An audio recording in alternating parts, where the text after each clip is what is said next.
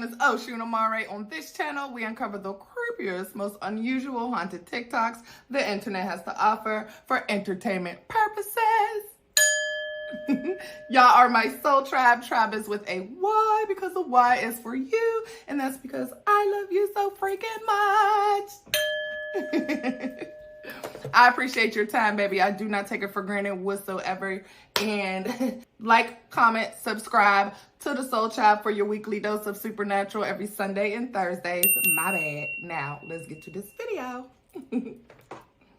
Texas morgue owner was apparently experimenting on corpses. Apparently she would inject formaldehyde into the arms, see the effect on it. She would inject different substances as well. She would allow the bodies to decay and watch the formaldehyde spread. I mean, this is the abuse of a corpse right here. On top of this, she was tampering with government records and forging fake death certificates as well. One of the employees came forward and exposed her because he had enough. Apparently, she was forging these death certificates under his name so she wouldn't take the blame for it. Now, back to the topic of her experimenting on corpses' arms. She would let them decay and take photos of them through their decomposition. She called this the Freedom Art Experiment. Apparently, watching bodies decompose like this, well, body parts, was just art to her and she loved it. When police came to the scene with a warrant, she admitted to experimenting on the arms. Apparently, it was 15 bodies that they were experimenting on. When searching the premise too, they also found power tools with human remains all over them. Whoa. The woman claims that a company allowed her to do this medical research that she was conducting or experimenting. That company has denied full involvement, saying they were aware of the embalming process and seeing how long it could preserve an arm, but they were not aware of the degree to which she was doing this. This is a pretty complicated story. What are your opinions on this?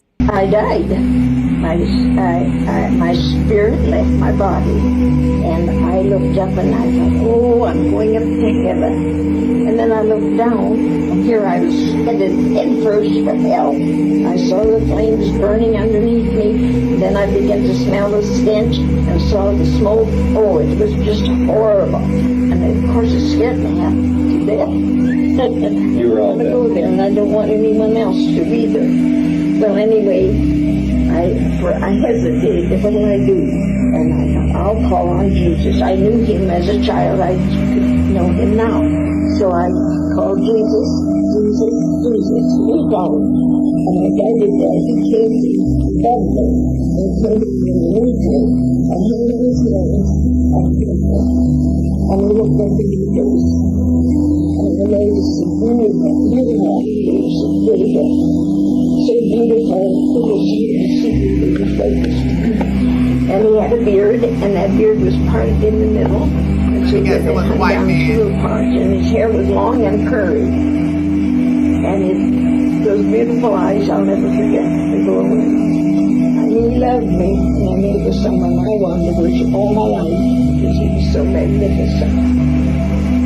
The words just fail me. I can't describe it. But anyway, he said, I know you, called me by name. He said, if you will serve me, I'll save you. And I promised him I would. Oh, yes, I was just more than happy to. And so what he did, he just picked me up, lifted me up, and he carried me up until I came to.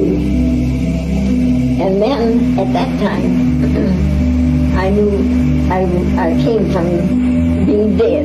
I came alive. And when I woke up, I was in a room with just one light burning above in the ceiling. I thought that was funny. And then I looked around and I saw a nurse. And I said to her, I know who I am. I'm in the University Spirit. And this scared this nurse, so she threw her hands up, she ran out of there. Where were you when you woke up?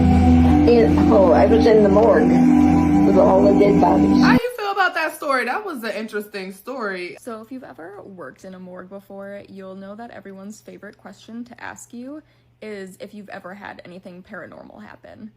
So today I'm gonna finally share my story of what I've experienced happening when I worked in the morgue. I want to put a disclaimer here. I don't necessarily believe in ghosts or anything. Really? You look like you do. A lot of me is a scientist, and so I go by things like that, but also there's a small part of me that does, just because spirituality and science has a very thin line. So I'm sharing this story just for funsies, and that's it. So we just called our ghost the morgue ghost. Anytime something stupid happened or any mistakes happened, we would blame it on the morgue ghost. Like if someone dropped something or something fell over, we would just say it's the morgue ghost, and that was it. But I did have one time where I was working with my 2 other coworkers, and we were folding some laundry after just finishing a bunch of cases, and we were far away from our one sink that is an automatic. When we were focused on just folding, it was very, very quiet. We weren't saying anything. The sink just turned on randomly. And I kind of looked up and laughed, and I was like, oh, it's the morgue ghost. They're just saying hi. And as I was talking, it had shut off again. But then once I said, oh yeah, they're saying hi, it turned on again. And we all kind of looked at it, and it shut off. And then I just laughed and was like, yeah, look, they're responding to me. And then it turned on again, and then shut off immediately. And my one coworker looked at me and was like, oh my God, stop saying that. Stop talking. You can't keep going with that. And I think it turned on again and then shut off right away. But that was basically it for that one day. That's at least. Creepy. Then we do have cameras that are set up around in different rooms. None of them are like in the actual autopsy suites though.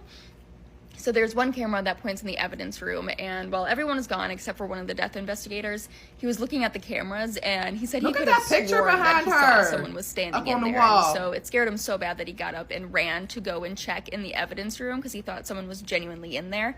And then when we got in, there was nothing there. So that was kind of a story he liked to tell people. I know a lot of investigators and other officers, if they ever had to check someone in late at night, they refused to go alone because they would always get really freaked out. Then I think some of my coworkers, when I worked there, they had a few little stories, you know, things falling and rolling when they were in a position to fall and roll in the first place. Little things like that, nothing crazy. A lot of these things probably have a very good explanation as for why it happened and when it did, but I just kind of choose to think of it as something interesting that happened, and it was fun to think about. I think for a lot of people too, just believing in ghosts or people who have stayed behind, you know, can also be reassuring in one way or another. So I thought sharing these stories, you know, was kind of fun. We never felt like really scared or anything by any of this stuff happening. It just seemed more of like a joke, basically. When it would happen, we would just kind of laugh it off. It wasn't anything super terrifying like you'd see in a movie, but at the end of the day, hopefully you guys enjoyed some of those stories. I don't know if I even have any more. I might if I think about it hard enough, and maybe I'll share them too. Okay, for her not to believe in the paranormal, she surely has some dark energy paintings, artwork behind her. Did y'all see that?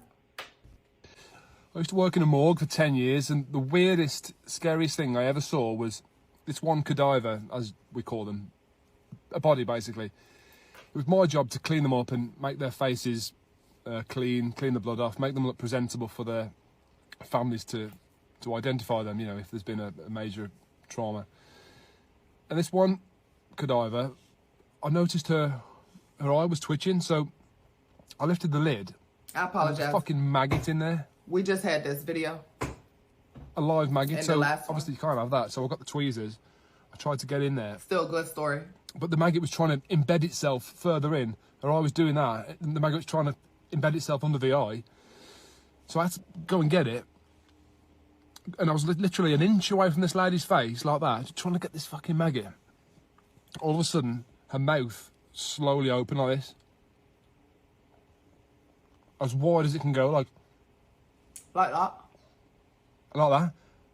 And I was like, what the fuck? And all of a sudden, out of nowhere, she went, and I'm not kidding you, I fucking legged it out of that room. I never knew a noise like that could come from another human being, especially a fucking dead one.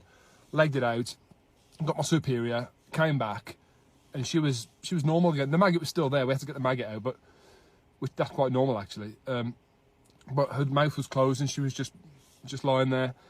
My boss wouldn't believe me. She sent me home. Thought I was fucking drunk or on drugs. Okay. Never went back to work. I'd have been Audi 5000. I worked there 10 years. And I've spoken to people, I've spoken to doctors since then, and none of them believe me. They say you must have seen something else, because that is physically, biologically impossible. A dead body cannot do that. But I know exactly what I saw. Y'all know It fucking redheads haunts my love dreams. black I have women. nightmares about it. It's something that I can't ever unsee.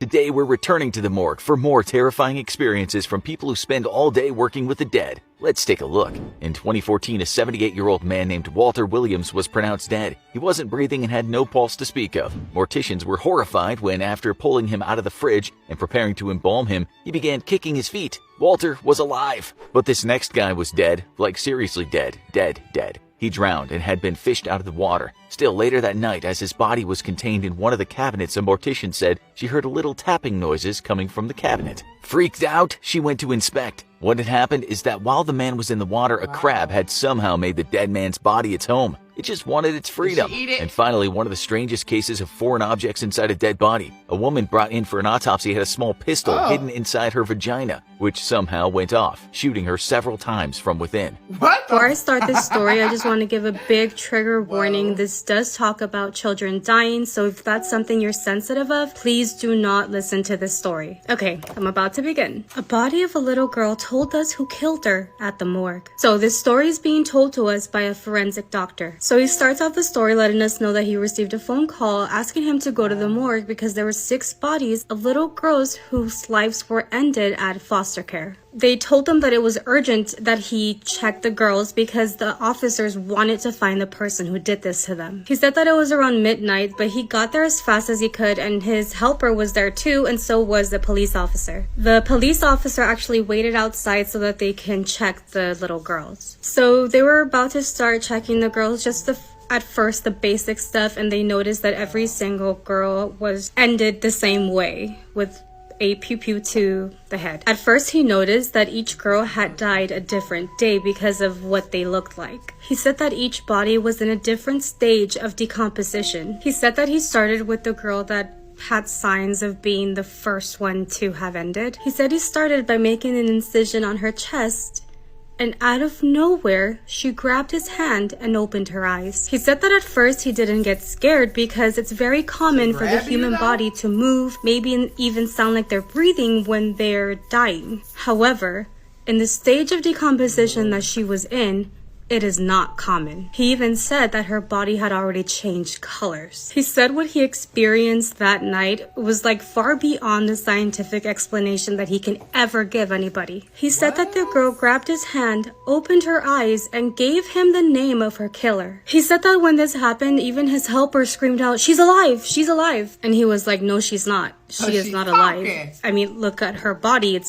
has very different colors and it's in the worst stage of decomposition. He said that her skin was almost green and it was bloated or like swollen. He basically said, if you ask me what happened that night, the only answer I can give you is that God himself gave her that energy to tell us who killed her, because that person must have been the devil. That night, they actually finished all the autopsies, and the next day he went to university and that his helper went to a different hospital. He said that ever since that happened, he never went back to working at a morgue again. He mentions how he's not scared of dead people, but he is scared of things that he has no explanation for. So then he was like, "Do you want to know what happened to the killer of the girls?" He said that he did end up giving that name to the cops, but instead of telling them that the girl verbally gave them the name, he lied to the cops and said that one of the girls had the name written on her hand, because he knew that if he told them what happened, they were gonna think he's crazy and maybe the person was gonna get away from ending those girls. Wow. He said the name that he gave to the cops was a confirmed killer who is now spending the rest of his life in jail. Okay, first of all, ill, but secondly, what the fuck was that sound at the end of the video? I'm editing this right now, and I swear I kept hearing things when I was recording the story. I'm gonna show you what I edited out. What the fuck was that? I didn't hear nothing. I just want to finish the story, oh my gosh. He said that when this happened, even story comes from a man who worked as a security guard at a morgue. Side note, somebody left a comment on my videos on Bookface and they said something like, "Your face is so tight. Like, I don't think you could smile or make any facial expressions." And in all caps, they put weird. I'm gonna take that as a compliment because I mean, she's calling my face tight. I'm 34, about to turn 35. I think you're trying to hurt my feelings, but like the opposite. Also, what do you mean? Okay, my face is kind of tight. This is me sad. This is me laughing. She's lying. She clocked it. What if I tell you the story just like this the entire time? Oh my god, that's gonna be awesome. Okay, hold on. So this guy worked as a security guard at a morgue. And there was one day where they brought a little kid's body into the morgue, and apparently the little boy had drowned and passed away. The worst part about it was that nobody came and claimed that little boy. And the guy, the one telling us the story, he felt so bad because he was like, how do you not come and claim your kid? Like, he has to belong to somebody. So what he did is he went around asking people to donate money so that they can properly bury the little boy. And just a side note, the reason why he wanted to gather that money was because at the morgue, if nobody came to claim that little boy, they were gonna send them where they send all the bodies of people that don't have families, or like, I think it's just like they put them in a box and randomly bury them somewhere. But he accomplished his goal of getting that money, and they actually did have a funeral, and a lot of the people at the morgue went to that funeral. He mentions how happy he was that he was able to accomplish this because he just felt awful for that little boy. So after that was all done, a few days passed and he went to work like normal. He'd been at work for a few minutes and he gets a phone call from his boss. And what his boss says is, hey Juan, you're aware that you cannot bring any children with you to work, right? Juan answers his boss, yes sir, I know I can't. And his boss was like, well then why did you bring your grandson to work with you tonight? And Juan immediately is like, no, I didn't bring my grandson to work with me. What do you mean? I would never do such a thing. And his boss was like, Juan, we saw you when you came in. Everywhere that you have walked to make your rounds, there's a little boy behind you. We've been watching the camera. Juan got goosebumps hearing that, and the only thing that came to his mind was that little boy that he had helped to bury at the cemetery. He believes the little boy might have followed him, maybe as a thank you, he's not too sure, but after that it never happened again. But what do you guys think? I hear about that female necrophile, Karen Greenlee, like the face of female necrophilia. Karen was a mortuary orderly who claimed necrophilia was an addiction to her, saying she assaulted 20 to 50 male corpses in the morgue. The craziest part and everything is how they found her. She was supposed to deliver a body to his funeral, and they found her 4 days later in the hearse with the body in the back after writing this long note declaring what she was gonna do, and she spent the last of her, what she thought, days in there doing what she does with his body. The even crazier part is California didn't have any laws against necrophilia, so Karen actually went to court over the theft of the hearse and obstructing a funeral, which, like, California totally has laws about necrophilia now thanks to Karen. And she even after this stood by it and did a bunch of interviews claiming about how it was some compulsion for her, and it once again was just an addiction. But then she totally backtracked, changed her name and identity, and like completely vanished. And now no one knows where Karen Greenlee is. So I don't know. Wonder what happened. I have another scary story for y'all. This one might scare you whether it's 10 a.m. or 3 a.m. Crazy. This one was sent to me by one of you guys, and for the sake of keeping her anonymous, we'll call her D. So one night, like 10 years ago, D and her friends decided to get together and catch up. They hadn't seen each other in several years at this point, and they were all on very different life paths. When they were younger, they loved exploring old abandoned houses and buildings out in the woods. So in the group chat, they deemed it was only fitting that they go explore an old abandoned building. They picked one of their old favorite places to go explore. Just to clear up any prejudgment, they weren't under the influence of anything. So this building that they went to has had multiple uses and dates back to the 1800s. It's been a hospital with a morgue, a boarding school for children and adults with disabilities, an asylum for criminally insane people, and a residential home for the elderly. Its history runs deep. So this night they drive 3 hours to get there. By the time they get there, it's already midnight and super dark. This building sits on top of a hill surrounded by woods and a river flowing beside it. The nearest house is a farm, which is like a 45-minute drive away. They park their car on the side of the road and start walking up the path to the top of the hill. They're all giggling and nervous and running on adrenaline. They feel like the high school girls that they once were. The hole in the fence that they used to use is still there, so they climb through it and start approaching the building. It's more beaten up than what they remember, but it had been like 10 years since they'd been there. Their first stop was a water tower. They climbed the stairs to the top to scope out the area, and as far as they could see, nobody was around. They talked about all the memories they'd made there and how one of the friends had even met her husband there. They decided the morgue and the chapel were the last places that they would go because it was quicker to get back to the car from there. So they walked to the main building and they climbed through a broken window. This led to a massive hall with a serving hatch at the end of it. They always assumed it was a dining room because it was just off of the kitchen. The hall was big, empty, cold, and dark, but nothing scary or eventful happened. They explored the building, and apart from a few floors that had fallen in, it was exactly how they remembered it. Aside from one room. This room was in a separate building that had smoke damage everywhere. Walls burnt down, windows smashed, melted plastic. They remembered this is the room that one of their friends had stepped on a piece of wood and had a nail go through his foot, snapped while in his foot, and he had to have surgery to remove the nail. One of Dee's friends explained that she had a very sick feeling coming over her. She couldn't explain what it was, but she just didn't feel right. They carried on, and as they approached the part of the building that they remembered having individual rooms, which they always assumed were bedrooms, something just didn't seem right. It wasn't quite the way they remembered. All of the rooms had been burnt with the doors open. All the furniture was still left inside, but was distorted by the fire. As they walked further down the hallway, there was one room with the door closed. It had a thin window on the door, and they tried to open it, but the door was locked. Now, the last time they had been here, none of the doors were locked, and all the rooms had been fire damaged. But as they were looking through the window on this door, the room was made up. It was nice, like as if somebody was sleeping in there. I mean, the bed was made, and everything was perfectly intact. Had no fire damage like the rest of the building, but remember, this wasn't like that the last time they were there.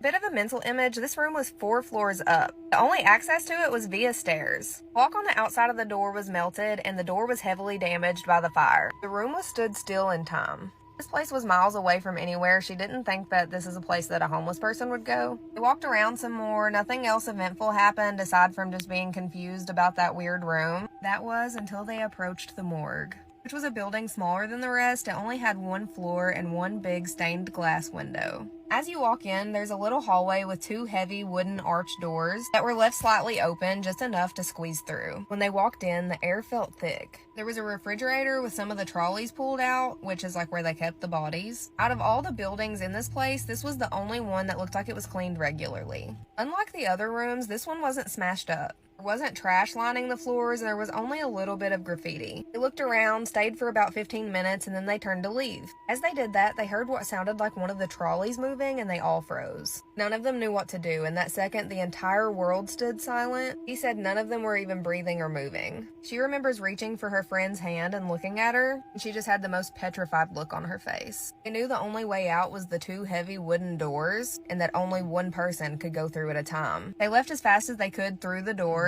but they made sure to hold hands the entire time. They didn't let go of each other. As they walked towards the main doors to exit, they heard what sounded like a laugh. A deep, long laugh. They ran out the main door far enough away where they wouldn't be seen, but close enough where they could still see the doors. There was nothing. No one. They decided they'd leave, go back to the car, and find a McDonald's for a coffee. But to get back to the car, they had to walk past that building. As they made their way past the building, they could hear the sound of the trolleys moving around erratically and what sounded like somebody mumbling to themselves. They walked fast but didn't run in case it brought attention to themselves. They didn't know what was in there, but they knew it wasn't a person because they had just been in there and not a soul was in there. As they get further away from the building, they stop and look back, and in that big stained glass window, they seen a bright light shining. When they were in there, the only lights that were on were their 4 lights. They watched shadows moving around behind the light for a few seconds, and then they left. As they made their way closer to the car, they heard what sounded like a woman quietly crying. They looked around but couldn't see anyone. By this time, it was like 3:45 a.m. As they walked, it seemed like they were getting closer to the crying, but nobody was around. At one point, the crying stopped.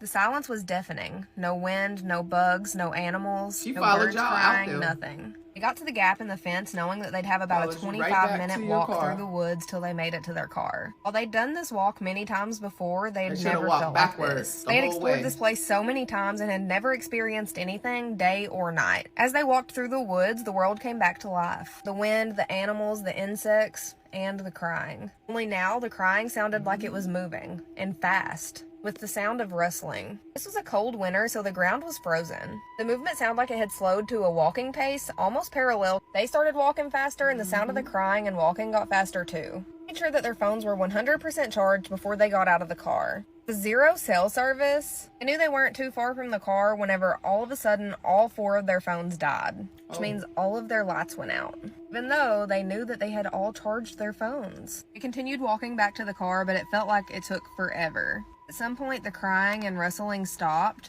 They were so freaked out they couldn't really remember when it stopped. They all kept trying to turn their phones back on, but they weren't coming back on. So they finally made it back to where they had left the car, and the car wasn't there. Which makes no sense because they knew the road and they knew where they had left the car. So they walked down the road some and they still couldn't find the car, so they decided to turn around and walk back, and the car was there where they thought they had left it originally, where it just wasn't at, you know? They ran to get in the car when they noticed something that wasn't there before. A baby's car seat was left laying on the ground beside the driver's door, identical to the seat that my friend used for her 8-month-old at the time, one she had took out of the car back at her house. So identical, it had the same soft plushy toy attached to the bar. They jumped in the car and locked the doors. Right as they started the engine, they heard a woman screaming, crying, "My baby, my baby, my baby, you took my baby." And as they pulled away, there was a woman standing there on the corner watching them. Their friend who was driving sped up and didn't stop.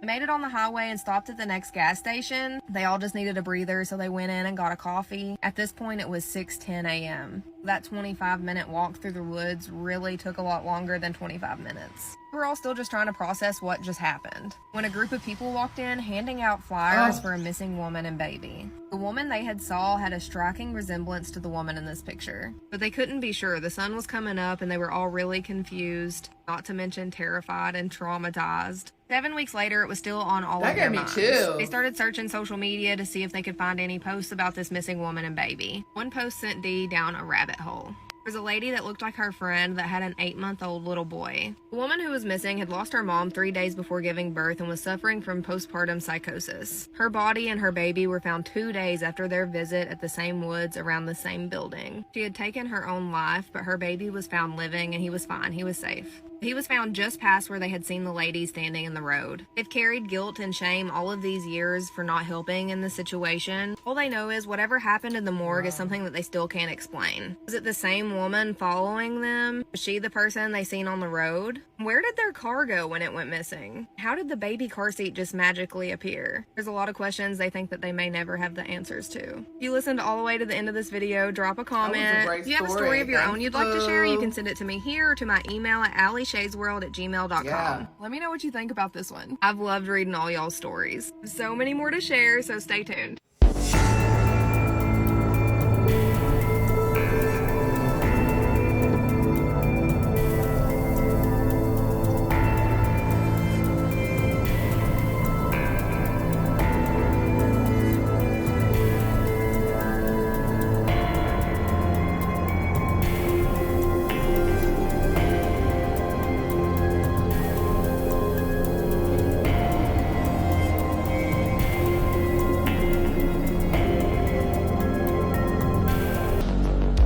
Body in the morgue. Sally used to work as a mortician at the city's morgue. One day, an unidentified man was brought in. The man almost looked like he was still alive. His skin still had peachy undertones, with soft pink lips. Sally found it all a bit creepy. She was about to start her procedure. She reached for her scalpel, but mysteriously found it to be misplaced. Then, something broke the silence in the room. It was a quiet, faint whisper that said, "Are you looking for something?" She turned back around to see who was talking. However, the only people in the operating room were her and the man. She leaned closer to his face, trying to see if he was breathing, but he wasn't. Then, she closed her eyes and laid her head against his chest to listen for any stray heartbeats, but once again, there was nothing. She came to the conclusion that she was just stressed. But then, she felt a hand begin to caress her hair. She immediately stood up and backed away from the corpse. There was absolutely no way he was still alive, but the sensation on the back of her head was unexplainable. It was then that she decided to leave everything and deal with the autopsy another time. A few hours later, she went home and decided to go on a blind date at a local diner. When she reached the restaurant, she was shocked to find that the man looked exactly like the body she left at the morgue. He was sitting there, fully alive and breathing, and holding a knife that looked just like the scalpel she had lost. She was petrified. What the hell?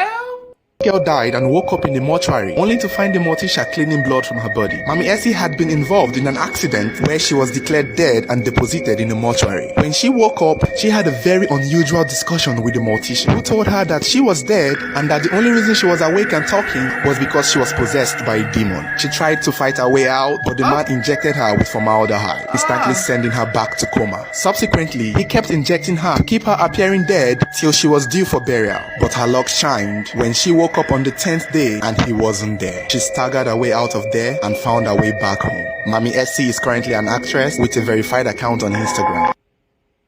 What? Oh my gosh. That's a great story too, and it's a real story. Do y'all, we gotta go look up her account, honey bun, because I need answers. That's amazing. That's crazy. I don't know if that's amazing or if it's crazy, bitch. That's scary. Okay. Whoa. But, you reached the end of another video. I appreciate y'all. I appreciate your time, honey. I'm open for suggestions. As I always say, I like to be critiqued and I am okay with constructive criticism. Send in your information, please. Let me know how you feel. Let me know your comments in the comment section. But yes, y'all, I appreciate y'all. I appreciate your time. I do not take you for granted. Please like, comment, and subscribe. Give it to who? Everybody you know. Literally. Everybody you know. Whether you like them, want to fight them, fuck them, feed them, or just, you know, ignore them. They still need to see me, okay? They need to see this channel, okay? Spread the love. Sharing is caring and it is free. And if you want to support the channel, that's your best way to do it. Or you can send me $1 to the Cash App, which shows you at the end of every episode. Anyway, I love you. I appreciate you. And we outie 5,000, okay? Ashe. Open my third eyes.